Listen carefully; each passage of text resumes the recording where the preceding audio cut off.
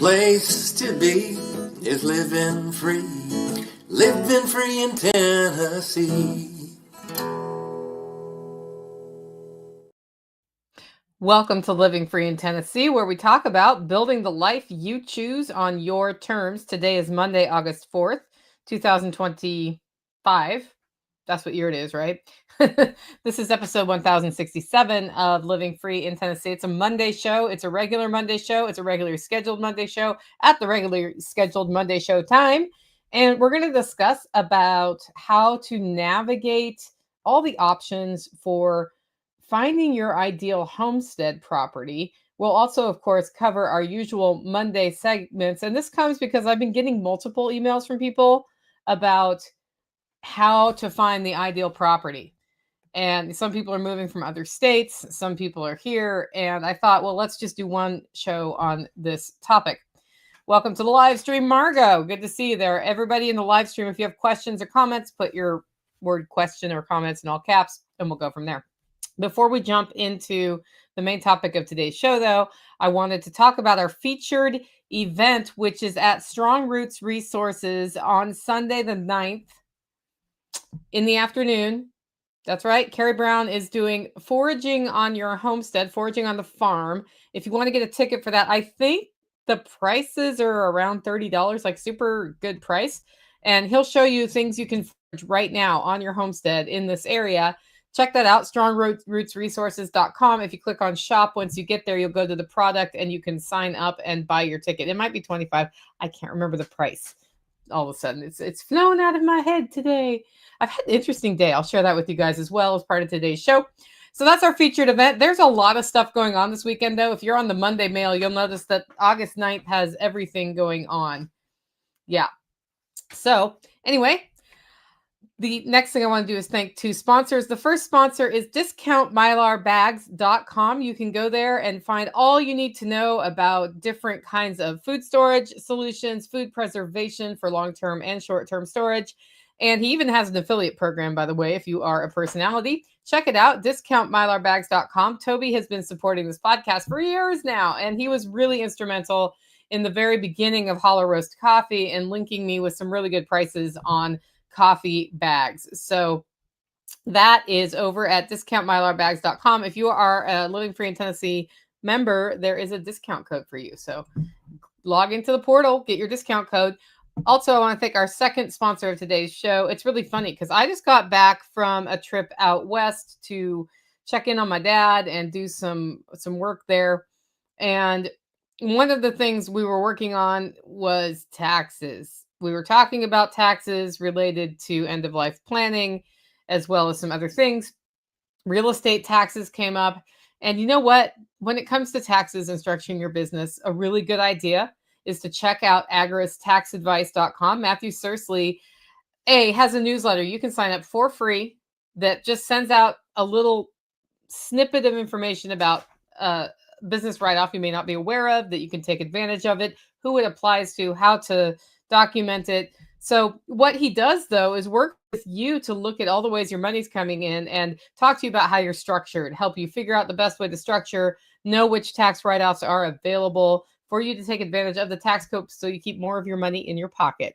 And you can download a free guide at agristaxadvice.com/LFTN. If you want to just sort of have a getting started overview, check it out. And he's been sponsoring the show actually since sponsorships launched as well. With that, it's time for our first segment of today's show, and that is Tales from the Prepper Pantry. This is where we talk about storing what you use and using what you store. And I was out of town much of this week. So y'all know we did the first Holler Hub class last week, which was the canning class, which went well. And I got to know some new people I'd never met, which was kind of cool, right? In fact, I was just over at the Base Camp Lodge cleaning up after that because it had been sort of cleaned up, but we hadn't deep cleaned the lodge yet. And I might have an Airbnb person staying in there this week. So figured I should get over there and vacuum and do all those things. But anyway, we have topped off our green bean canning for the year. So we're basically done with that. I'll can another 2-3 jars just out of my own garden. I'm not going to have to source any big amounts or large amounts of green beans. And then we are setting up the long-term canned goods storage in Base Camp basement, which is a classroom / where we're having the grocery club pickup set up down there. So that's going to happen. And I decided that with, like we've done a lot of progress here, but I like to have long-term storage and short-term storage in my pantry. And with the volume of what we're producing here, it's actually kind of nice to have that space over there so that I can continue setting up the prepper pantry, which we just redid this year, and my mudroom, and get those all finished without having, boxes of canned goods laying around. So that's being set up right now. And then, of course, we tap into some of those things when we're serving event food anyway. So it's kind of handy to have it down there. While I was away, Tactical survived really well. He got food every single day. And that may not seem like a big deal, but it's kind of a big deal. That's all from convenience foods that are homemade that were put in the freezer or that were made in advance. So it was kind of nice to not need to tap into the grocery store at all while I was out of town, but still have easy to heat and eat sort of meals for Tactical as he was managing the homestead by himself. So a little bit of forethought goes a long way, actually, when you have the time to get that done. And really what I've been doing, it's sort of like copy canning, where you buy a jar of something you use every week, and instead of the one jar you use every week, you buy 2 until you have 6 stored up, and then that's 6 weeks of a food savings account you have in your prepper pantry. That's how you build your pantry. It's the same with convenience foods. Now, convenience foods cost money at the store, and that's fine. It's good to have them. Like I can guarantee you there's a cauliflower crust pizza in my freezer right now. But when I do something like meatloaf, which requires, mixing spices and things into ground beef and putting ground bacon in there and all of that, I do a double batch every time so that it's like make a meatloaf, freeze a meatloaf. And just having that in process has really started to pay off this year. As well as I don't like to buy the pre-made hamburger patties for hamburgers, which I like to eat hamburgers. I don't eat them with bread, but they're delicious.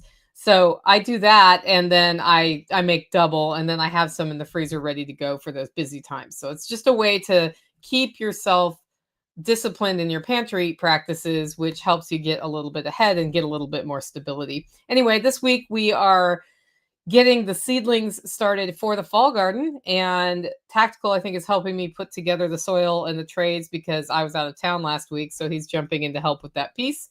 And then we're starting them about a week later than I really wanted to. I wanted to have them about August 1st or that last week of July. We're going to do the brassica family. So broccoli, cabbage, that sort of thing. I'm going to start some summer squash and some cucumbers. And I'm going to take cuttings of my tomatoes and root them and see if I can get a second wave of tomatoes. My tomato wall, we did an experiment this year and it's doing okay, but the plants look kind of sad because we are only using organic compost tea and worm castings. And then with my travel schedule, that hasn't happened on schedule. So they're looking a little taxed. And then also it's an old system. We need to redo how the water feeding works for them. So that's been a little spotty. And as you guys know, it was hot last week. So when it's hot, they don't like not having enough water. Meanwhile, the tomato down at Base Camp in the raised bed there is taller than I am. So the ones so tomatoes in general seem to be doing pretty well this year in Tennessee. So that's just an observation. Next up, we have the frugality tip. And this is all about your spare room and your complaint that you don't have enough money. If you have a spare room and a clean house, and your spare room is sitting empty, this is a resource. It's something you can put to work for you. So we've brought in about $150 in the last week by using the spare room down at the Base Camp Lodge as an Airbnb. Somebody can stay there. It's just a clean space with, a bed and they have private use of the bathroom there. Like we don't have a shared bathroom down there or anything. And we are accessing that lodge during the day. But that bedroom's there, like they're alone at night in the house. Like, so they have a shared kitchen and shared space. And then they have a lock on their door. And it brings in, a little extra cash, which if you're feeling like you're strapped is a way to do that. So I don't know, just throwing that one out there. What other resources do you have besides that? I was just in Medford with my dad, and I ended up staying in somebody's guest room, which is just a single room addition to their garage, which is separate garage from the house. and it was just a small room with a bed, and they managed to fit a kitchen in there with, fridge and sink and coffee maker and a stove, and then a bathroom with a shower. And they made, I think $95 a night on me with that. Not bad. I won because that was better than staying in a hotel, and they won because they got a little extra cash in their pocket. Plus, if they have a guest out, they've got a nice guest room ready to go. Next up, we have Operation Independence. This is where we talk about building local ongoing revenue into our lives here. And this weekend, so this coming weekend, we're going to go on the lunatic tour at Polyface Farm in Swope, Virginia. And that's Joel Salatin's place. And one of the ways he has solved the problem of feeling like when visitors come, he needs to stop what he's doing and talking to them, and then he doesn't get his farm work done, is he schedules 10 or 12 tours of the farm and all the systems so people can see it a year. And they take you out on a hayride and you do it. Well, I've been at 2 events at Polyface, and I have, like, Neethi took me on some tours of their stuff, but I've never just done the tour because when I'm at these events, I usually have something else booked during the tour. So driving all the way to Swope, Virginia to look at the systems in action, because the ones I've seen in action, and it has changed my life to see them, Tactical's coming with me. So we're checking that out because we want to scale up food production aggressively here. And of course, we're integrating regenerative agriculture practices. And that means that sometimes there's not a solution. It's kind of like you have to make the solution. But Joel Salatin and his crew there have spent over 40 years, plus all the knowledge that his dad had, coming up with ways to use land there. Now, his land is not exactly like my land, but he's made mistakes I haven't thought of yet. So that is part of what we're doing here to bump up, what the systems are going to look like. So that is under Operation Independence, even though it's costing me money, because it's going to save me. I know it's going to save me time. And I know having Tactical there, seeing these things in person, I think will make a huge difference for him as well. So really looking forward to that trip. Looks like we have a really active live stream audience, guys. Thank you for joining us live. If you have questions or comments, just put question or comments in all caps so I know you want me to see it. Otherwise, I assume y'all are talking to each other. Anyway, it's time for the main topic of today's show. The reason you came here, that's right. I went through my morning segments or my Monday segments faster than the speed of light this week. Sometimes it takes me like half an hour to do this, but this is a long topic. So I was like, we got to get through these segments fast today. Everybody wants the perfect homestead.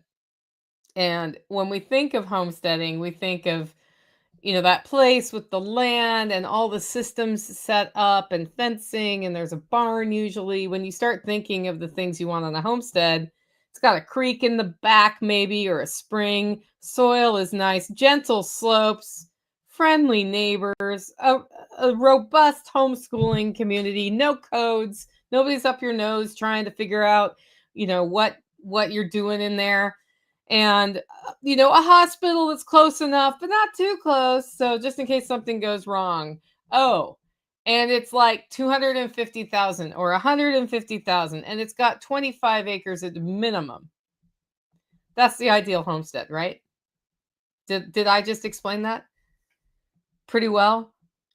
A nice wooded area where you can hunt over there, but it's not too steep and not too rocky.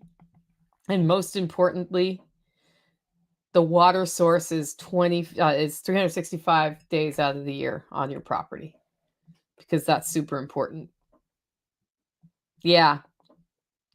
So today we're going to dig in how to actually find the ideal property. And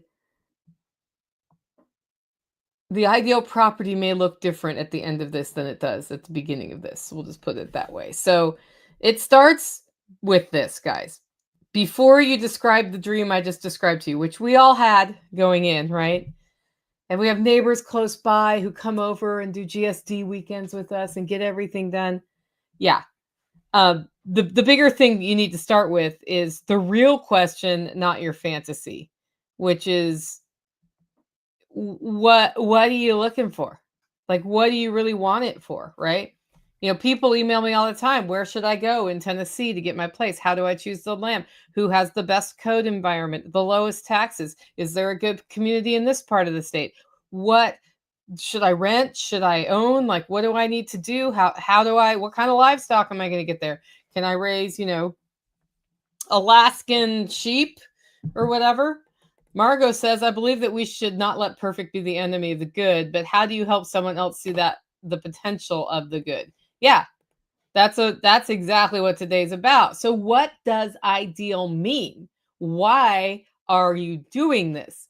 That's the most important thing to know, because if it's just because you saw a really cool video by Zach Bauer from An American Homestead, or John Willis over on his homestead, or Carrie on her homestead, and you're like, I want to do that, you don't know your why yet. And if you don't know your why, then you can end up in all sorts of wrong. And nobody wants to end up in all sorts of wrong.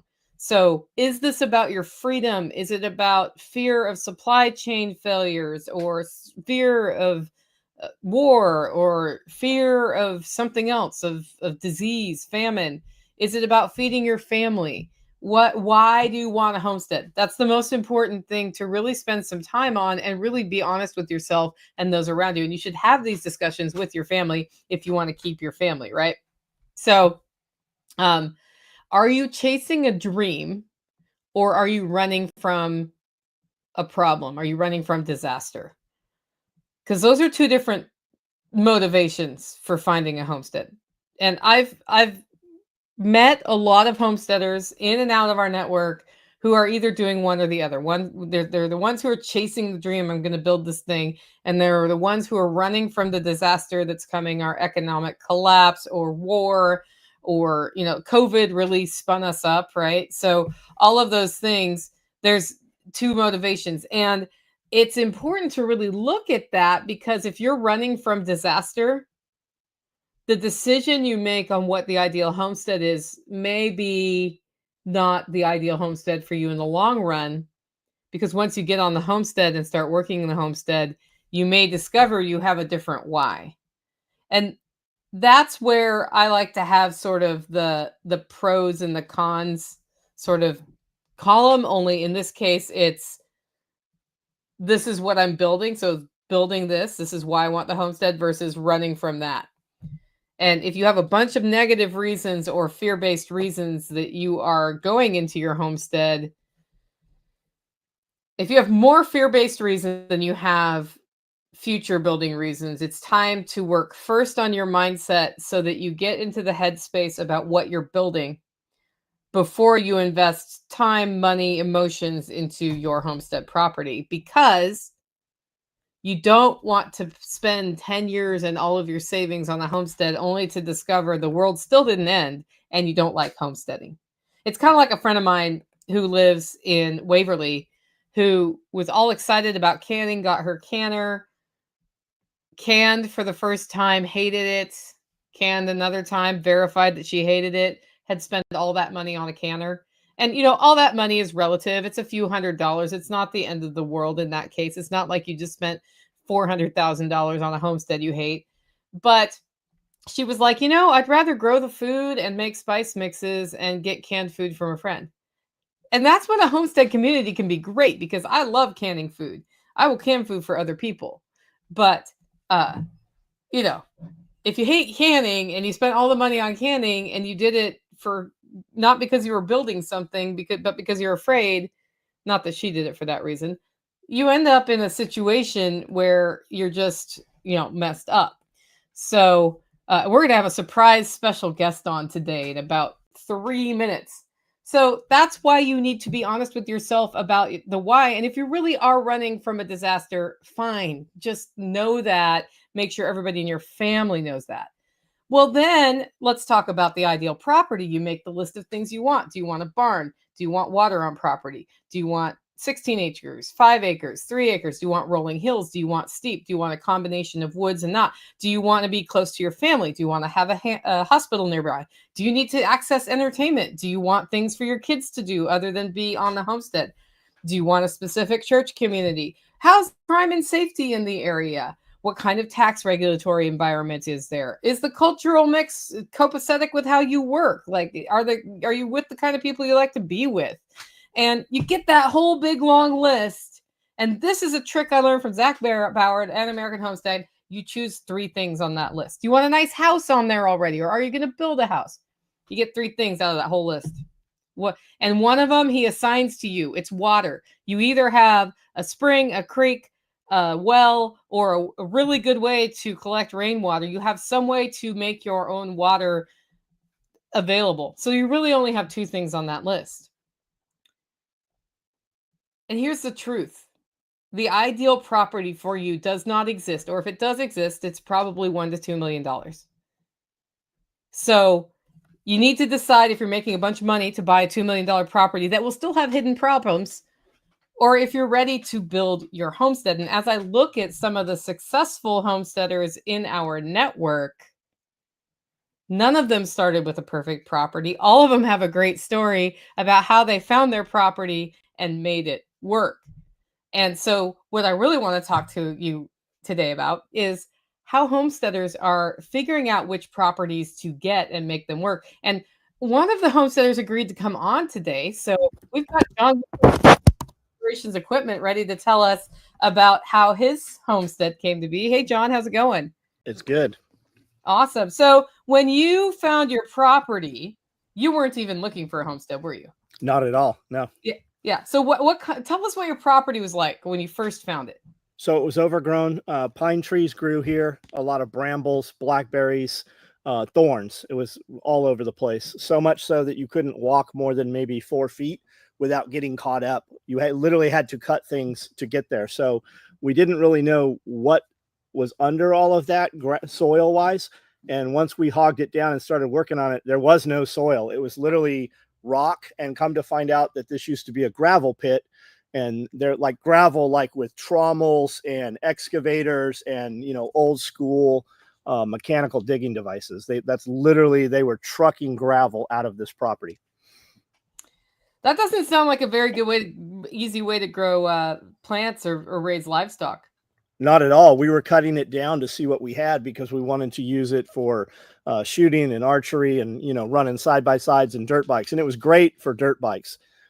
We bought it really just to be able to fab some stuff here in a big garage and kind of keep storage stuff here. We just had too much stuff to keep at, the house and the shop as it existed. Cool. So how long were you there before you decided maybe you wanted to start doing some food production? Well, when we spent about 6 months building it out. And then when we moved from the other shop, raised beds got brought here. So that was really the extent of it for a couple of years. Listening to Spearco. And then when I finally met you, we really weren't trying to grow a lot of stuff until, I don't know, maybe, I guess the catalyst of it probably was COVID when we did the first party prior to SRF, when we really started talking about regenerative soil. We had already done a lot of it, not knowing what we were doing, because we had the county was dumping all their wood chips here. And they've stopped doing that. They don't use chipper trucks any longer. So we have no access to wood chips unless we build them. And everybody will tell you, well, get on Chip Drop. I've been on Chip Drop for 20 years and not once has Chip Drop ever dropped anything here. The easier you make it for somebody to bring you their scrap, the more likely you are to get that. So we can get guys to dump big logs and big cuts of trees and stuff here if it's convenient to them. And as soon as you put fences in, it is no longer convenient to them at all. Yeah, or gates, because they want to come when they want to come. Yeah, I can give them I can give them codes. We have a punch code. We can let them in and out. But the fences are really the big one. They'll dump it where it's convenient. But if they have to go through gates or anything, they're not going through gates. Yeah, so you were smart without realizing you were being smart about building soil by just saying dump as many wood chips here as possible. Was that to make the ATV track more fun, or what was your motivation there? An old man showed up here just out of the blue. We didn't know who he was, and he was talking about regenerative homestead. He had obviously listened to some of the big names, Salatin and these guys, and I think he'd even been there at one point. And he lived a couple counties over, and he had talked to the power companies. They wouldn't go as far as his place, but he came in asking, hey, can I have them drop wood chips here? And I said, yeah, as long as we can have some of the wood chips. Well, when they dropped their first load of chips, it was full of cedar. He didn't want it because of the cedar. And I'm like, well, we'll just keep dumping here. And we spread it out on the track originally because when we would run the straight, it would make so much dust, it would go down the hill and fog out the road. So by putting wood chips on there, it really cut that dust and held moisture. And then what we saw certain times a year, as far as you could see, like hundreds and hundreds of feet, just mushrooms would pop up overnight.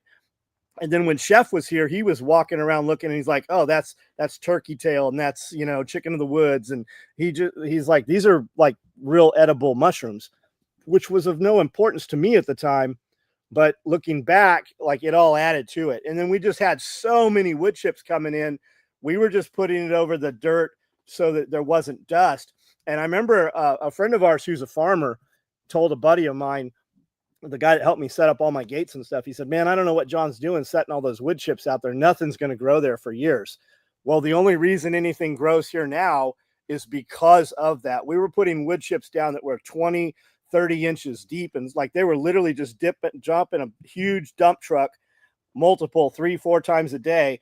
And we wouldn't even spread them all the way out. We would just push them over. And over the couple of years, it rotted down. And then when we had all those goats here, we had 23 goats here.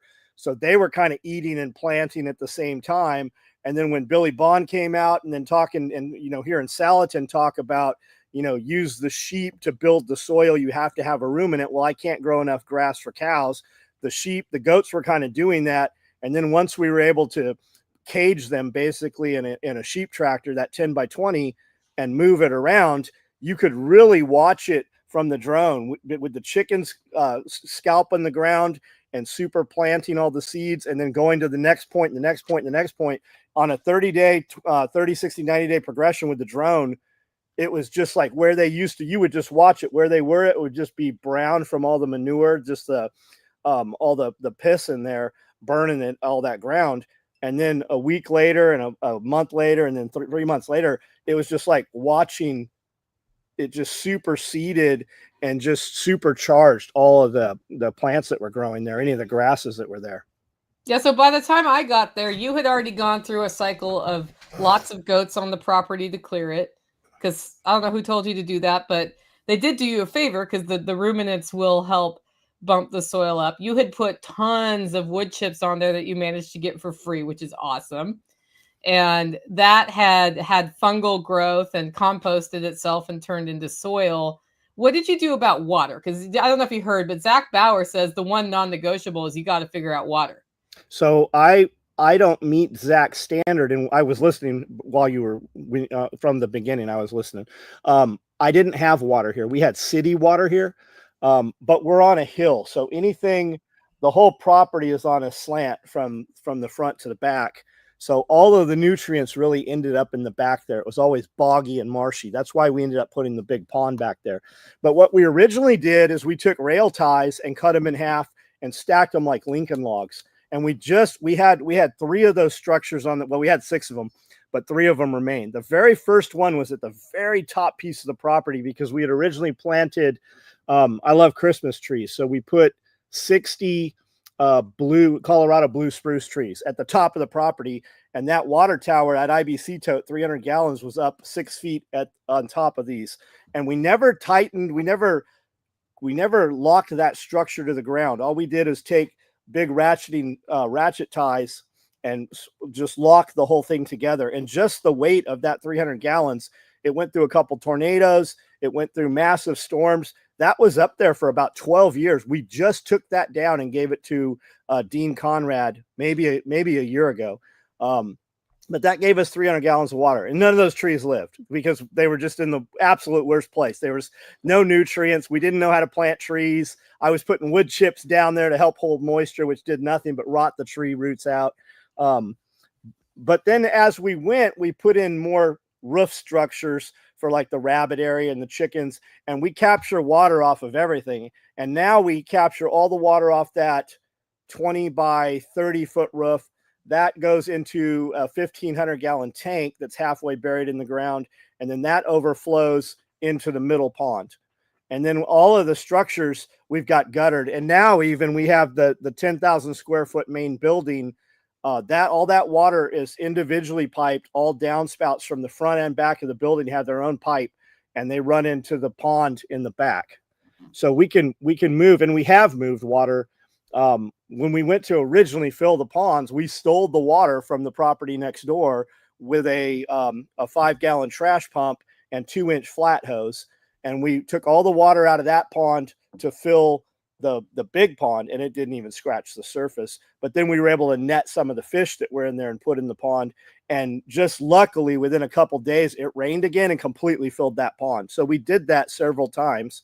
And then with the building, we went through a couple thunderstorms, and with the building pipes in place, it filled that hole. That's a 65-foot deep hole. It's about 3 million gallons of water. It filled that up within just a couple thunderstorms. Like within a couple months, it was full. Yeah, and I think that's important to know, because Zach says you have to have water, but he didn't say you couldn't buy a property you can develop water on and then develop water, which is what you've done. Well, that's always rule number one, right? Access water, things you can't change, problems, mountaintop stuff like that. But the water, looking back, I still should have put a well in. We still don't have a well. We still have city water. But I mean, I've got millions and millions of gallons. Guys always ask me, they think they're going to trick me and get, I gotcha. Like, how much water do you have? Well, I've got 1,000 gallons of water sitting in the hallway in 5-gallon containers. I've got 1,500 up top. I've got 1,000 in a tank. I've got multiple 300 gallons. I've got a couple 300 gallons on skids that I can move with the skid steer just outside the garage. Like, we brought that in because every year they're like, worst winter storm ever, hottest summer ever. It seems like every year it's the worst known to man. And I always fall for it. So we went and picked up some brand new clean IBC totes and we put 1,200 gallons of water because it was supposed, and then we brought them in the warm garage in case it froze so we could water the animals. And we never used any of it. No, but you have plenty of it. We do. Yeah, we do. Yeah. I mean, in a pinch in the freezing, you could let your animals access the pond. Yeah, I mean, in a pinch, if it's really freezing, we could take those skids and dump them at neighbors' houses who didn't, get ready.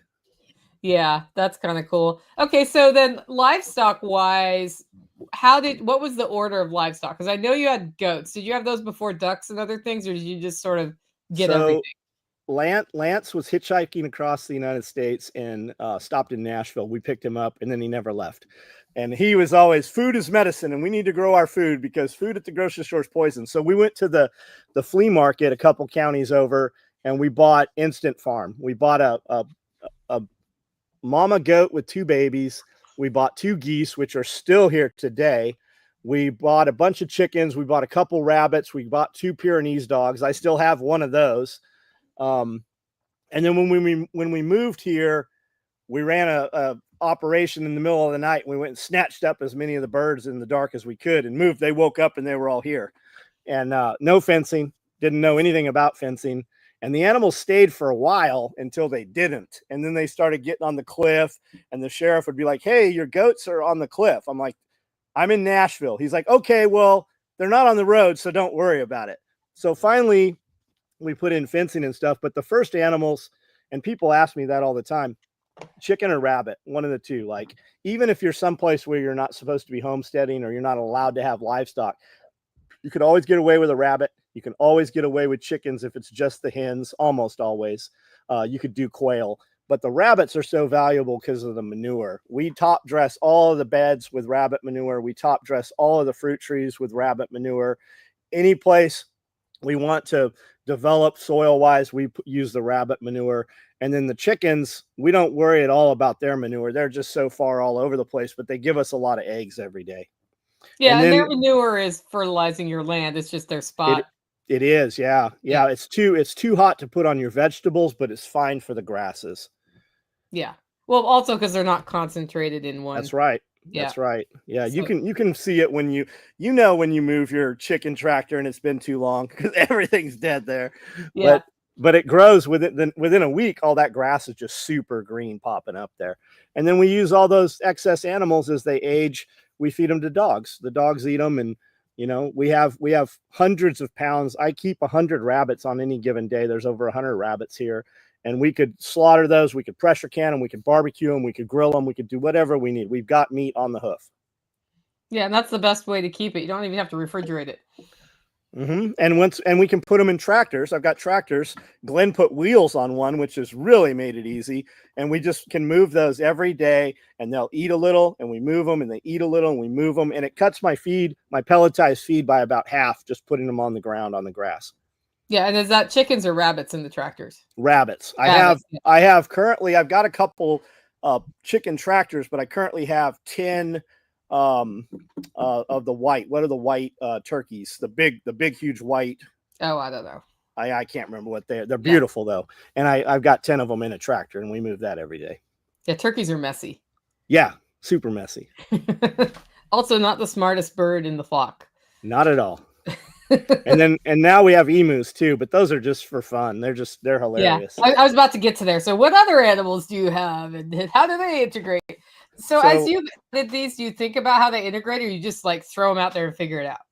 We have enough area we can lock them off. It's a problem. Like I still haven't let the 2 really big dogs out alone with the emus, because you never know what, like I went out this morning, there's a dead possum out there. So they don't show any aggression. The emus are real interested. I was watching one of them today put his head through the kennel cage, eating the dog's dog food. Yeah, broad-breasted whites, that's them. And I'm like, oh man, that dog's going to eat his head off. And he didn't even flinch or show interest. But no, we have enough room. We can, with cattle panels, we can shift them or move them as we need to. So how long have you had emus now? 6 months, maybe. And what do you like having them? Oh, I love them. They're hilarious. They're so funny. It's like watching old cartoons from Wile E. Coyote when the Roadrunner starts running and his body's taken off, but his head's back here, and their bodies take off and then their heads catch up. They're so goofy. That sounds fun. It is.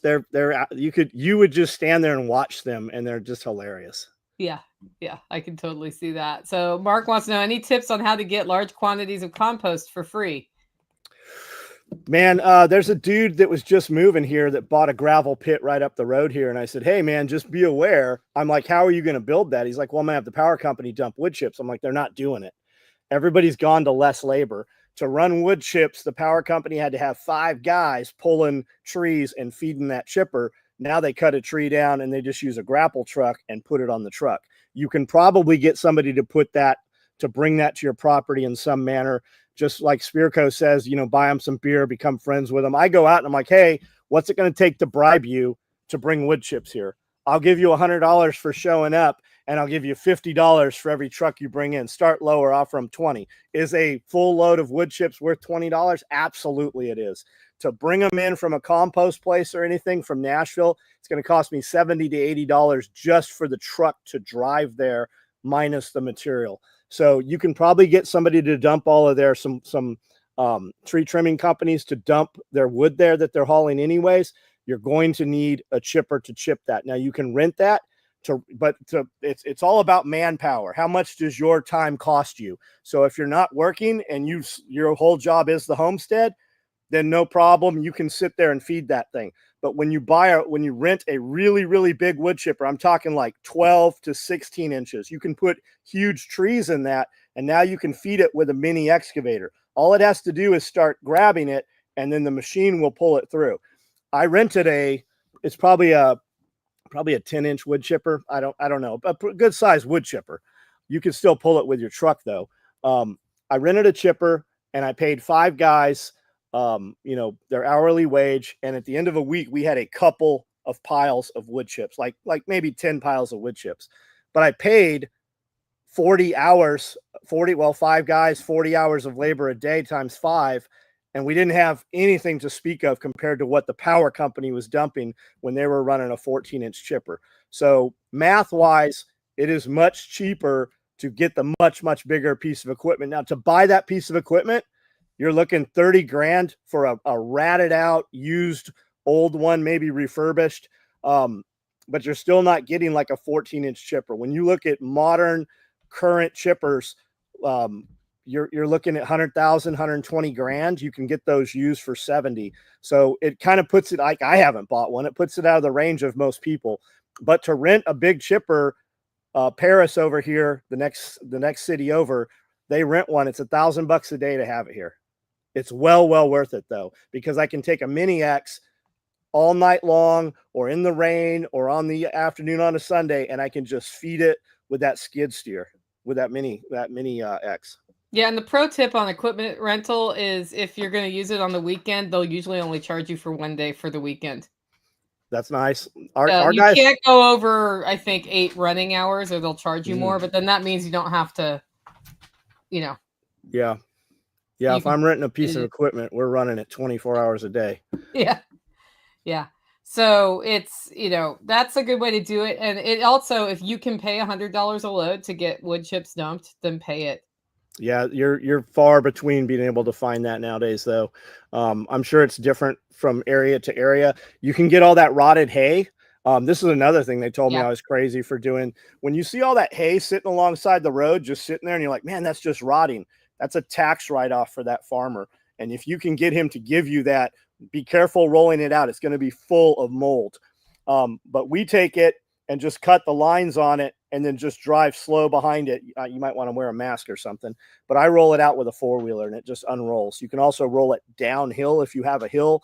And my goal is just to cover dirt, because once that's there, then you can put anything else on top of it. But any place, if there's not something growing in the ground, Mother Nature's going to put something there, and it's probably not something you want. And by putting that grass out there, you're somewhat seeding it. And I know somebody's typing right now, rhizome, or there's all kinds of anti-grass things that are sprayed on grass. We put a ton of stuff down that should not have grown and broken down, and it all broke down, and there's nowhere here that grass doesn't grow now. And we've put all kinds of, they used to just dump all kinds of waste and all kinds of trash. Heck, we dug 2 holes and pushed houses and stuff inside them when we started. Yeah. Well, and the thing is, a lot of that stuff washes out over time. So that's, you could do hemp too. Hemp will grow out. If you know that you have an area that's of concern, you can put hemp in and then cut that and then just get that into the dump or into your dumpster or whatever. You don't want to reuse it because you're just going to really release those chemicals as it breaks down. But hemp will pull tons of metals and stuff out of the soil. So if you had it to do all over again, would you have built that property out, or would you have found another property that didn't need all that? Ooh, knowing what I know now, would I do something different? I couldn't afford to do something different right now. The property, when I bought this property, I paid $100. She was asking $190. I said, I'll give you $120. I didn't have $1,200, much less $120. And she's like, I'll go $140. She said later that night. And I'm like, perfect. She's like, okay, you bought yourself a property. I bought it for $140. They appraised it out at like $550,000, and they haven't even been in the building. They have no idea what's in the building at this point. So yeah, in a perfect world, I'd love, the only thing I regret is not having more property. And when we bought the place, about a year later, we were supposed to have another 120 acres with it. And that just didn't work out. The guy we were doing the deal with, he committed suicide, and then it went to the family. But I'm landlocked.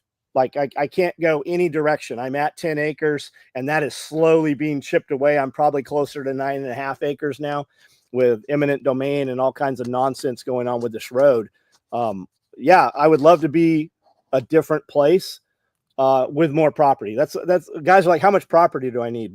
More than you can afford. Like however much you think you need, you're never going to wish you didn't have more. You're always going to wish you had more property. Okay, that makes sense. So the thing you said, and that's kind of why we're having this show today, is you couldn't afford what you would have bought at the time. I couldn't afford this at the time. Yeah. But somehow you managed to get that anyway, because you decided. Yeah, I walked. You never know until you ask, right? I was with a guy when we came up to the property. I'd driven past it 10 years, and there's just this hideous yellow pipe gate across it that always was locked. And you couldn't even see the driveway. There was pine trees and saplings all across. Well, somebody had bush hogged it. And we were on the way somewhere, and we just happened to drive in. He goes, this is the place I'm telling you about. I want you to see it. And I'd always pictured it very different than what I actually saw once I saw it. And we found a 4x8 sheet of plywood that said Paris Realty, and it had fallen over. It had just rotted down, and there were pine trees growing through it. So I called Paris Realty and said, hey, property here. And she's like, we haven't had that listed for years. I said, do you know who owns it? And she said, so-and-so Borchert. And I was with a guy named James Hicks, and he goes, I know Borchert. Let me call him. Turns out it's his aunt. That's how we found out about it. And I don't even remember why I was saying all this. I don't remember where I was even going. That's okay. I mean, it's about like the reason. So if getting what you can afford or what you want, it's like a couple $1 million. I just saw a property for $980,000. It's perfect for me. Yeah. I can show you millions of them. Yeah. And so that's the deal. So I just happened to go, and the guy I'm with goes, hey, Marty does stuff for me at the bank. Let's go talk to Marty. So we walked in. I go, hey, I want to buy this place. He goes, how much money do you have? I said, I don't have any money. I bank with you. You can see how much money I don't have. And he goes, don't you own a couple cars? I go, yeah, I got a Range Rover and a couple Porsches. He goes, do you own them? I go, yeah, I own them. You guys wrote the paper for it. Yeah, I own them. I paid them all off in like 90 days. And he goes, give me those titles. We'll write a loan against the titles. So we did that, and that got the property. And about 6 months into that, we started the construction, and they wrote a property. I had paid that loan almost. He goes, pay this loan off, and I'll give you a loan for a construction loan against the property. And they gave me a $500,000 loan. And then you built 6 out months, six months prior, I didn't have $1,200 on a bank account. Yeah. So I think that was a really good choice in your life, because it's given you some, like, having that location is great because you can have people there, but also the way you built that out, you can show people, hey, I had a gravel pit and now I have soil, I have systems. Billy Bond put those swales in. You have a food forest. I know Tim Riley helps you keep that up every year. You've got livestock. Do you still have ducks? Yeah, I got ducks. Yeah, so ducks, chickens, geese, rabbits, sheep, livestock, guarding dogs, emus. I don't know if you're getting a zebra anytime soon, but you never know. The only reason there's not a zebra here is because I couldn't find one closer. Yeah, well, there was one that almost found you this year. Yeah, there was more than one. There was a few of those out that day. Yeah, and it wasn't an ideal property, and it's a pretty nice place.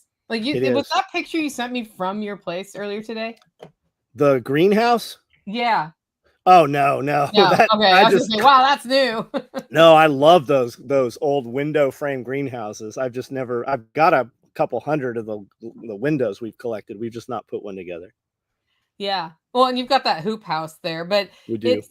It's really cool to see how you can make a property work for a homestead. And that's really the point today, guys, is you don't have to have the perfect homestead. You have to have the one that's perfect for you. And if you want a nice house on your homestead, you're probably getting less land, or you're getting less nice land. I think if you've not homesteaded, whatever you think is perfect, you're going to find is not. Like, if you go with what you think is perfect, you're 6 months later going to realize, because you learn more, right? Like this property, people are like, what would you change with the property? I would put the building someplace completely different. I would have, if starting over on the property, knowing what I know right now, we would have started with a bulldozer. I tell guys that all the time. They're like, hey, I found $1,000 an acre property, but it's like this. I'm like, that's not a problem as long as you have a little bit of money ahead of time. You just bring in really big equipment. You bring in a D8 or even a 7, and you knock the tops into the bottom. Not ideal for homesteading. That's not on their radar. But what needs to happen out front here? We need to push the high spot into the low spot, kind of level it, and then take a lot of dirt and make a big, huge berm, an 8-foot berm across the front edge of the property, because they're taking that hill out of there. And that gives us all usable soil at that point. That gives us a solid 3 acres that we could row crop. We kind of can right now, but just like everybody comes in, who's the crazy Paul Wheaton? Yeah. The first thing he said was, you got to cut these pine trees down. Those are poison. But he's right. Nothing grows. I got an acre worth of property that looks beautiful because of the pine trees, but we can't use it for anything because of the pine trees. Yeah. Jennifer Lowe says, I've learned when homesteading, it's always poop. It's always poop. That's what's going to kill me. It's not going to be the airplane. It's not going to be the laser, the dinosaur. It's going to be a small hangnail and poop. It's always, everything homesteading has poop in it, should have poop in it, or needs more poop. Yeah. Poop fixes lots of things. Well, here's an example. I'm just going to, do you want to stay on while we go through some of these Sure. other stories? Okay, so the Eversoles, who were in the holler for a long time while they found their ideal property, finally came to the conclusion that on their list of things was a house of a certain size because they work from home. They wanted at least 20 acres. They wanted a water source on site. I know those three things were probably atop of their three things. And after 2 years of looking, they stopped looking for the house and they started Mhm. looking for because they decided the land was more important, and they found the acreage they wanted with a pond and a stream going through it and no structures on the land at all. And they built basically a 2-car garage workshop, fitted it out as a tiny home, and that's where they are now while they build everything else. Yep. So they've had that. So what do you think about that? Oh, I think that's absolutely the case. I wish I had more land. We went with the building because it was enormous. We said, "Oh, we'll never fill this up." Like how much building do I need?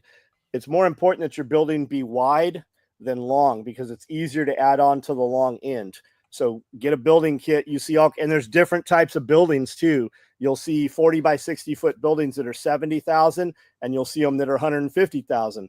Red steel building is commercial building. That stuff does not blow down. The smaller, thinner buildings, they collapse. They just tweak in. But you can always and a taller building. I have 14-foot sidewalls. I wish I had 16-foot sidewalls because all of your commercial pallet racking is 16 feet. And then when you put a loft in there, anybody that's been in my building, every 30 feet, I have these beams you have to duck under. Not a problem. We can just build, zones that are 30 feet. That originally was the plan, was to put walls there. But you don't know what you don't know until you start building that. There's a ton of YouTube channels where they just put in a garage, put a loft in the garage, and that was kind of the bedroom, and the front was, the kitchen, and then open bay. And then you can always add on to that. Yeah. Or, they'll either turn it back into a workshop when they're done, Yep. or it'll be a guest house, when they get their house done. But I think the good part about that on raw land is they have time to see where they think they want the house. Is that where they want it when they go through the 4 seasons? The other thing they've been smart about is they didn't put in 15 kinds of animals in the giant garden this year yet. What they've been doing is working on that pond. So they're starting at the water level. Yep. Which is very important. Okay, so here's another one. So Kerry Brown, right? Strong Roots Resources. His place, do you know what he had to do to get that? I've heard bits and pieces of it. Yeah, so he knows a lot about permaculture. Like he's a good permaculture resource for anybody who's interested. That's strongrootsresources.com. He and his wife lived in Knoxville on a city lot and had it all permacultured out. And he was showing people how to do urban permaculture and really making a name for himself. And they were like, this is for the birds, man. There was a fire at a chemical factory around the corner and the air was all messed up and they were going to have to evacuate. He's like, that's it, I'm out. Well, his family has acreage. Mm-hmm. And after talking with his family and his wife, they decided to sell their house and use the money to build on acreage that their family already had. So he didn't have to buy the land, but they were going to have to put something there. Problem is codes. Yep. But the thing about codes is they only get up in your face in his county if you're tapping into city water or tapping into the power grid. So they sold everything. They downsized to almost nothing possessions wise, lived with the parents, which nobody ever wants to go back and live with their parents. And I know why. I understand, but it was a year of sacrifice and they built an off-grid home. So they put in a solar system, they got a shed to house and built that out. And they're living small, but they were able to do that and come out, with the money they had without having to figure out how to finance that. And then they didn't have to deal with codes because they're not tapped into anything. Mm-hmm. So that's what he did to make it work. And now you should get out there sometime if you're ever out in Knoxville area, because he's got an awesome food forest out there and a really thoughtful layout for how he's done things. He's rotating sheep on the property. The way he got sheep is there's a lady who runs a local cooperative grocery who the deal was she gave him the sheep for a year and then she took half of the babies, and then he got to keep the sheep. I remember him saying that. Yeah, so they had to sacrifice space and stuff basically to get that done. So in Tennessee, everybody sold all their McMansions and moved to Tennessee. And when they got here, they were surprised when they bought their 120 acres. Contractors would come in. They're like, yep, we can absolutely build that. We'll start in 3 years. 3 years? Yeah, everybody's busy. You guys all moved here, raised all the prices. So everybody did the tiny home thing. And that was fine for a little while, except they weren't selling mobile homes because people were buying tiny homes. So they leaned on the government out of Nashville, and they quietly said, okay, you can't energize these tiny homes if they don't have dot numbers, because they want you to buy a mobile home. You can get your septic in, but you can't put your power in. And they won't tell you this. You don't know it, because first thing you have to do is a perk test to put your septic in before they'll come in and actually hook up your power. You'll get a dude in that'll be doing your wiring and stuff, but when it comes time to energize, power company won't do it because you don't have a Department of Transportation number, and that thing's not on a slab. So the way you can get around that is not use city power. You can run battery banks and solar power, and then they have nothing to say about it. But then again, you have to, that's costly also. That's a lot of upfront money a lot of times, but that is the workaround. We've got a couple buildings here on the property. Before they did any of that nonsense, we had energized them already, and they signed off on it. So we have more buildings. I have a 16 by 60 foot building being made right now. It gets delivered in like 2 weeks, and we're not occupying it, so they won't give us a hassle about running power to it. We're going to put a lot more power behind there, and then that power will power that new building. But if we were putting a toilet in that building, they'd be all up our ass over it. Yeah, well, and that's different county by county, because that's the other thing. There are a couple counties in Tennessee where you have to have a license to live in your residence. So they actually permit that it's quote unquote livable. I think Lawrence County is one of those counties. I know Angie's having all kinds of headaches. Don't live there. Yeah. So that's the other thing is, if you're looking for the ideal homestead property, you do need to look at your local codes. You need to know if there's a chicken Nazi in your town, for example. Our thought was not, oh, we're going to live in this. Our thought is, if things got bad, we could live in this. Like if something happened to the building, or we had a bunch of people show up during certain times, we could put bodies in here if we had to. We could just put them on cots, or, blow up beds or bunk beds or whatever. When those days come, none of that governance matters. None of it matters. Interestingly enough, this is Ryan Steva, the homestead consultant. I had him on my list of people who bought the not on ideal homestead and made it work. So here's another one. He's advising people on how to design their homesteads. He's using systems on his homestead to improve the soil. And you know what the problem with his homestead was? Mm-mm. So he has a nice house. He's been, if you follow him, he's been updating it kind of one room at a time on the weekend. But he has a wife and children that need a place to live. And so one of his priorities was, in fact, they needed a house that was livable on the property to go there, because his kids were little. He doesn't have as much land as he would have liked. Mm-hmm. Do you know how he got around that, John? No. Relationships. He's helping people around him or close to him set up their land systems. And as part of that builds his reputation as a permaculture consultant, but also gives him access to a place. He works with a lady where they raise chickens together every year, meat birds, where he can run some on his property, I think, but it's not very big. She can run a lot. Nice. So they go in, and then I believe he's responsible for processing them and bagging them up, and then everybody has chickens. Nice. Do you know how many chickens they run a year? I don't know off the top of my head. I know at one point he came here with 50 chickens. Nice. To my house. Now he has his own processing stuff, but he was using my plucker and setup one time.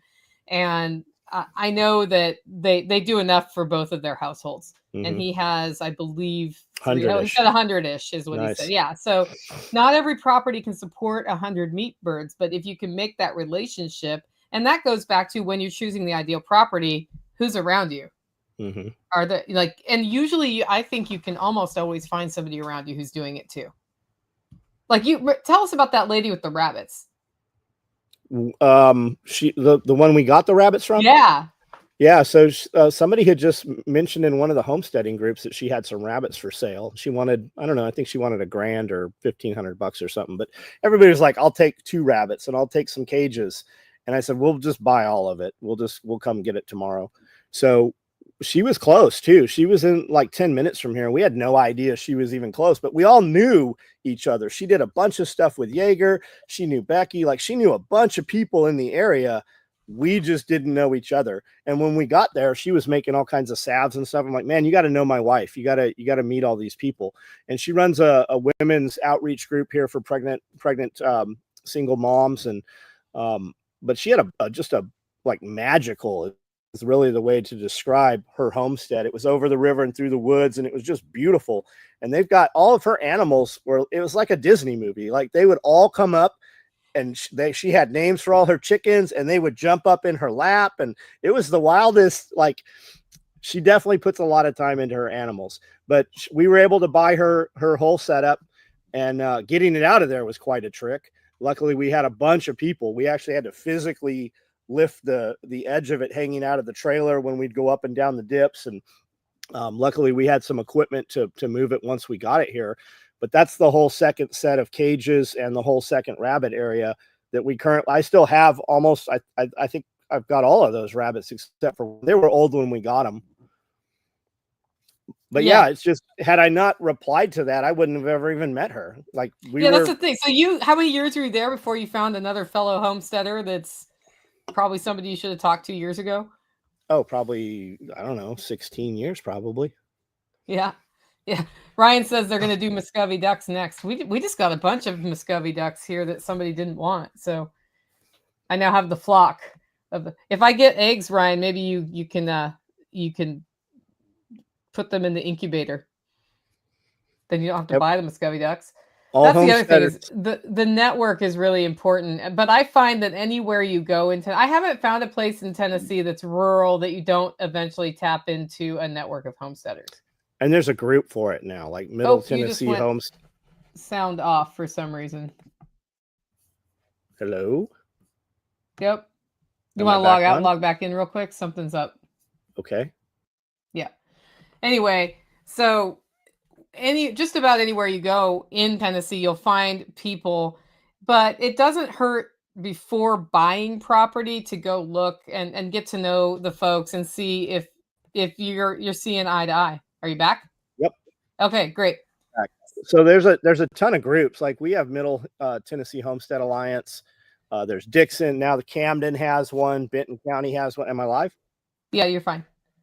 Okay. So Facebook is great. I know a lot of people are like, I don't do social media, but man, that's where you're going to meet everything I find for sale homestead wise is on Facebook.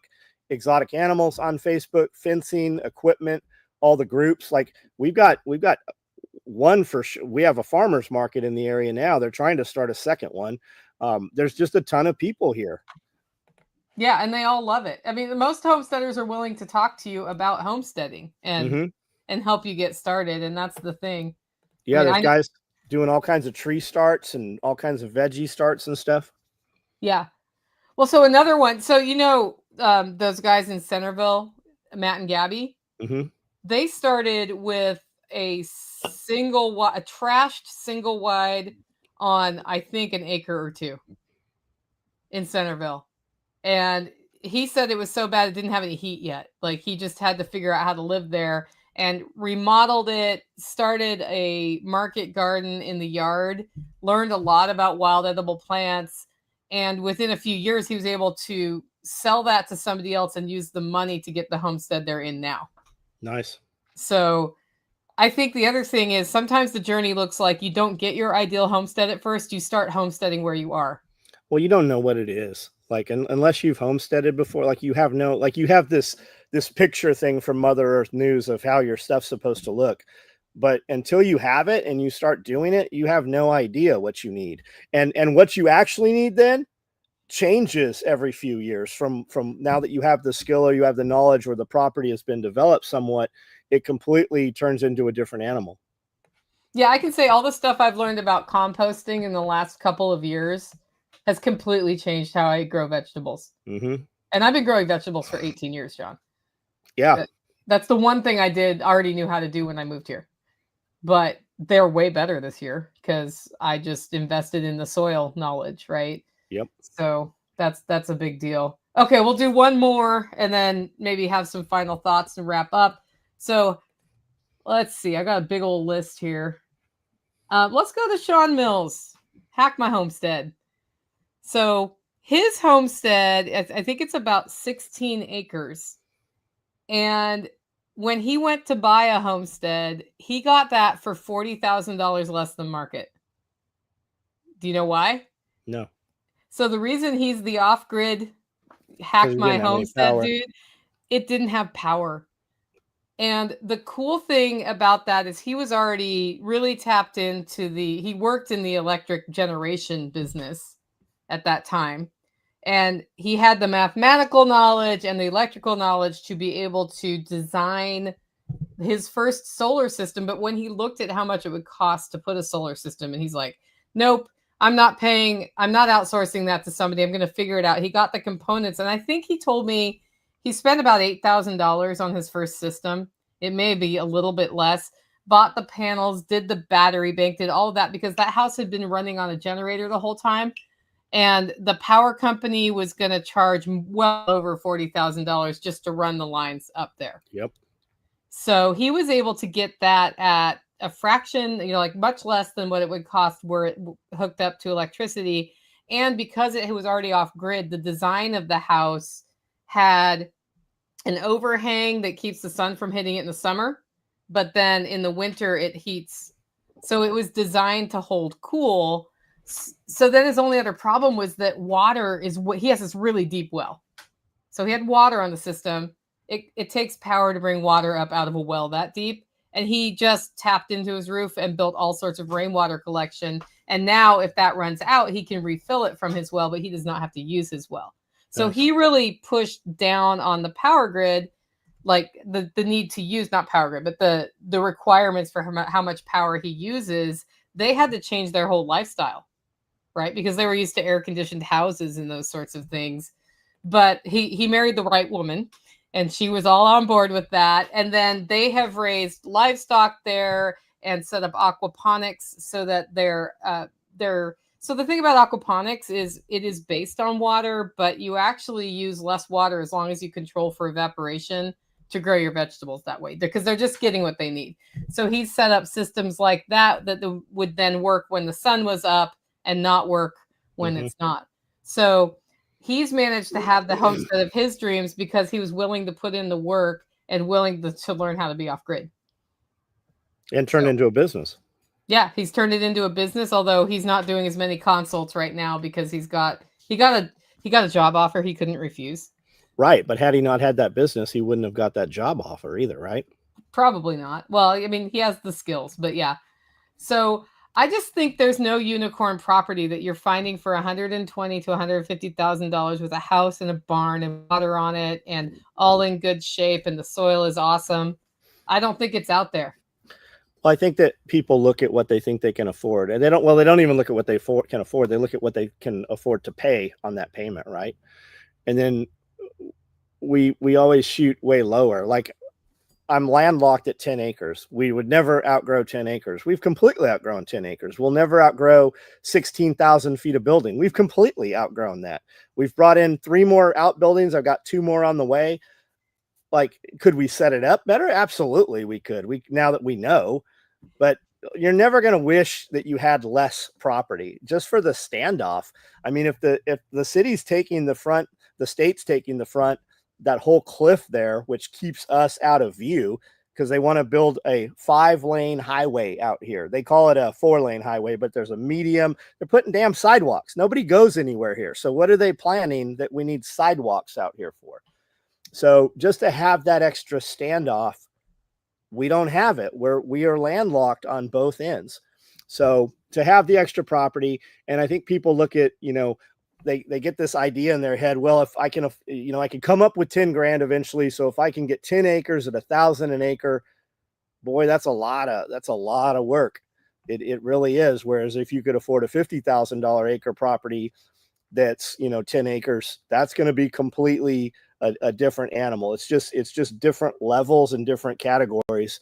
And I think that a lot of homesteaders just get that piece of property and that becomes their whole entire life. They don't ever leave the property. They don't ever do anything more.